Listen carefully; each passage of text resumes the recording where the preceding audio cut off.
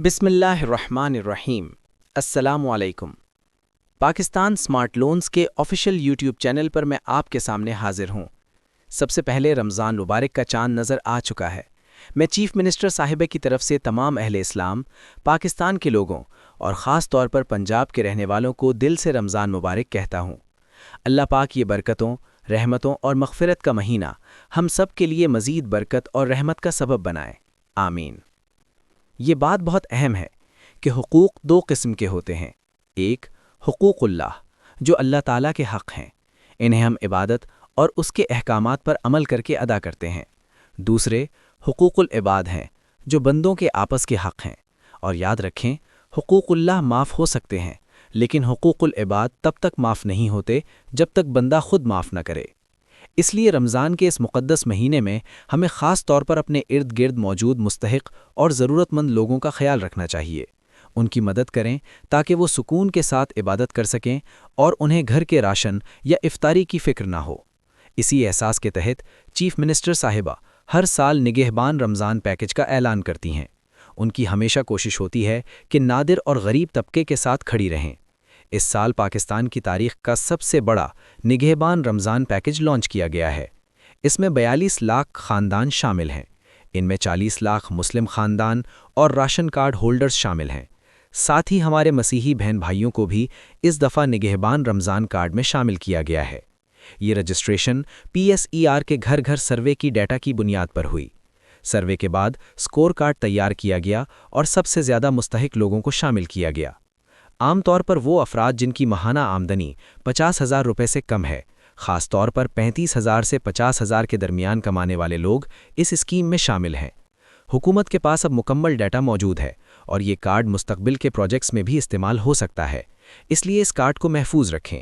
یہ صرف ایک مرتبہ کے لیے نہیں ہے۔ اس کارڈ میں 10,000 روپے لوڈ کیے گئے ہیں۔ کسی پن کوڈ یا بائیو میٹرک تصدیق کی ضرورت نہیں۔ آپ کیش لیس بینکنگ ایجنٹس یا مختلف رجسٹرڈ دکانوں سے رقم حاصل کر سکتے ہیں۔ اس پر 1 روپے کا بھی سروس چارج نہیں ہے۔ اگر کوئی شخص 50 روپے بھی کاٹنے کی کوشش کرے تو فوراً منع کریں اور حکومت کو شکایت کریں۔ کچھ لوگوں کے خلاف FIR درج ہو چکی ہے اور گرفتاری بھی عمل میں آ چکی ہے۔ بینک آف پنجاب کی 9,200 ATM مشینوں سے بھی یہ رقم نکالی جا سکتی ہے۔ ہر تحصیل میں کیمپ سائٹس قائم کیے گئے ہیں تاکہ لوگوں کو آسانی ہو۔ اس اسکیم میں 1,57,000 مسیحی خاندان بھی شامل ہیں۔ اس دفعہ خاص طور پر اس بات کا خیال رکھا گیا ہے کہ کسی کو ادائیگی میں مشکل نہ ہو۔ اب تک 7 لاکھ کارڈز تقسیم کیے جا چکے ہیں اور 3 لاکھ افراد رقم حاصل کر چکے ہیں۔ انشاءاللہ 10 مارچ تک یہ عمل مکمل ہو جائے گا۔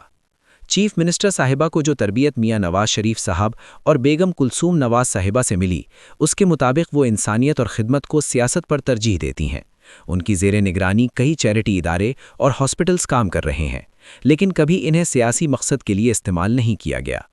ہر ڈسٹرکٹ اور تحصیل میں سستا رمضان اور سہولت بازار بھی لگائے گئے ہیں۔